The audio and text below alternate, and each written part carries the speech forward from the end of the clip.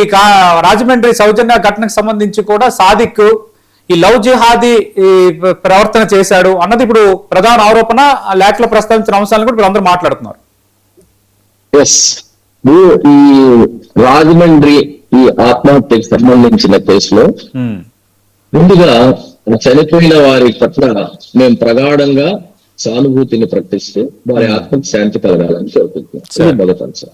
ఇంకా రెండవ అంశం వచ్చేసేటప్పటికి ఈ కేసులో పలు రకాలైనటువంటి కోణాలు ఉన్నాయి. ఒకటి సామాజికమైన కోణం, ఇంకోటి వచ్చేసి నైతిక పరమైన కోణాలు, ఇంకోటి వచ్చేసి ఈ చట్టం లేదా న్యాయపరమైన కోణాలను మనం చూడాల్సిన అవసరం ఉంది. సామాజిక పరమైన కోణంగా మనం చూసుకుంటే అక్కడ భార్యాభర్తల సంబంధం సరిగ్గా లేకపోవటం వల్ల నాకు పర్సనల్ గా చాలా ఈ కేసుకు సంబంధించి చాలా సమాచారం ఉంది.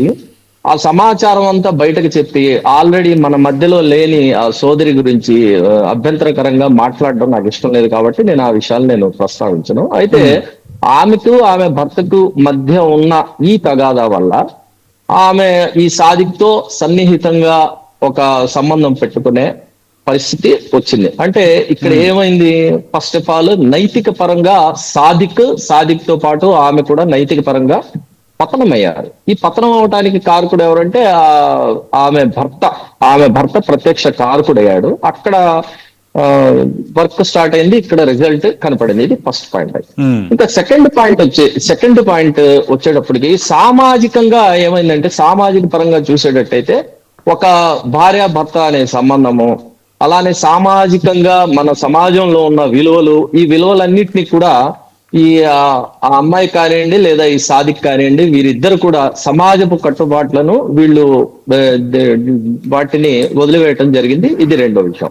ఇక మూడవ విషయం వచ్చేసేటప్పటికి సాదిక్ మీద ఉన్న ఆరోపణల ప్రకారం చూసేటట్టయితే కనుక ఆమె దగ్గర నుంచి ఆస్తి తీసేసుకోవటం, ఆమెని ఇబ్బంది పెట్టడం, ఆమెని చంపుతాలని భయపెట్టడం, అలానే మతం మారమని ఒత్తిడి చేయటం, ఇది న్యాయపరంగా లేదా చట్టపరంగా చూస్తే కనుక నేరం.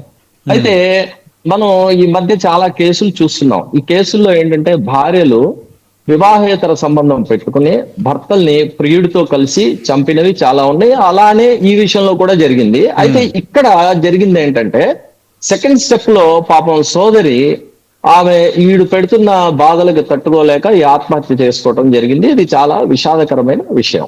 అంటే ఈ అక్రమ సంబంధాలు, తర్వాత ఈ కుటుంబ విలువలు, నైతిక విలువలు, సామాజిక విలువల నుంచి మనం బయటకు వచ్చినప్పుడు అంతిమంగా ఇలాంటి విషాదకరమైన సంఘటనలు ఎదురవుతాయి. ఇందులో 99% మహిళలే బాధితులుగా మిగులుతూ ఉంటారు.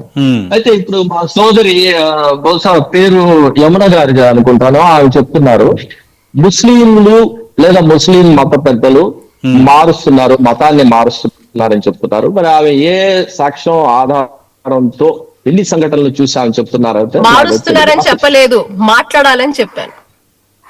ఒక్క నిమిషం, నేను చెప్పలేదు. Okay I withdraw that word. Okay right. ఇప్పుడు నెక్స్ట్ ఏంటంటే, అసలు ఇస్లాం ఏం చెప్తుందంటే బలవంతంగా లేదా ప్రలోభ పెట్టి ఏ ఒక్కరిని కూడా ఇస్లాం మతంలోకి మార్చకూడదు. ఇది మార్చడం చాలా తప్పు అనే విషయాన్నే చెప్తుంది. దాన్ని ప్రతి ఒక్క నిజంగా 100% ఇస్లాంని పాటించే ఏ వ్యక్తి కూడా ఇలా బలవంతంగా మతం మారండి అని చెప్పి చెప్పడు. అది చెప్తే అలా కనుక ఎవరైనా చెప్తే దానిని అందరికన్నా ముందు నేనే ఖండిస్తాను. అలాంటి విషయాలు ఏదైనా సాక్ష్యాలు ఆధారాలతో కనుక నా దృష్టికి తీసుకొస్తే నేనే కేసు ఫైల్ చేసి అలాంటి వాళ్ళని ఇప్పుడు కొవ్వూరి సౌజన్య మీకే అడుగుతున్నా, కొవ్వూరి సౌజన్య